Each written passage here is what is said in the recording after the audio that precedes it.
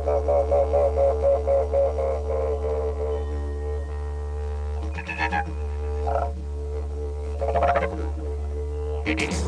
driving on the way to Brisbane for Christmas. It's a good driving day. It's cloudy, it's not too sunny. The traffic was heavy, but the only place it came to a complete standstill was right outside the Kempsey Museum and Tourist Information Centre. So after 26 years of avoiding stopping, I thought it was about time I got out of the car, took my cameras, took a few photos and put together a bit of a story on what I'd not been seeing for so long.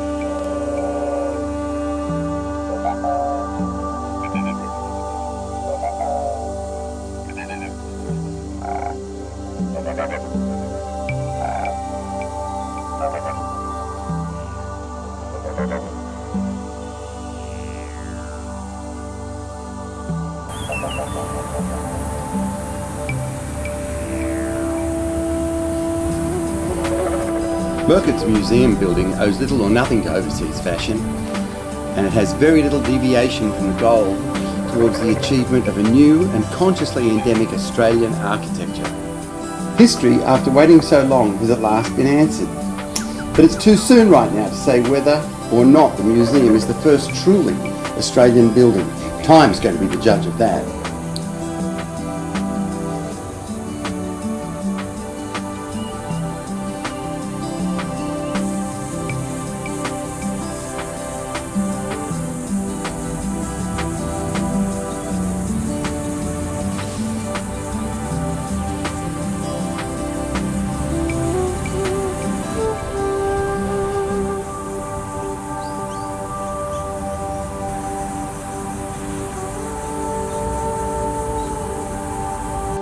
So the surprising thing that I found out as I did some research on the Murcutt building here in Kempsey is that in 1987-1988 my wife and I built a new house in Talai on the Gold Coast in Australia, and the architect gave us some suggestions of what we should look at and what styles of architecture we should use, and he gave us a book called Leaves of Iron.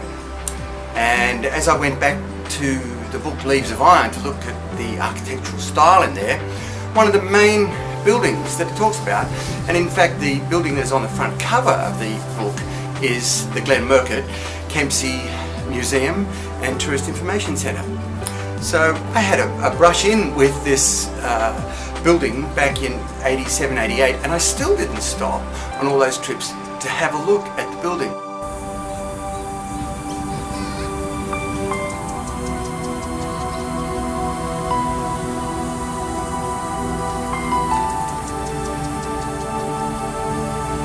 The expression of the forms has been identified with the colours of the clay, the bark of the nearby tallowood trees, and the intense blue of the sky.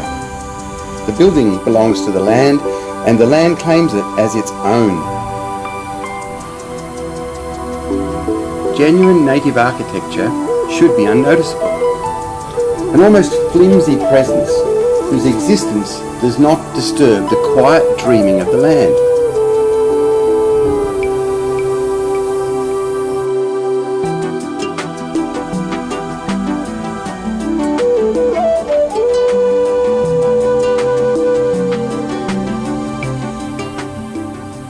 The museum heralds an architecture as unaggressive as the shadows of leaves.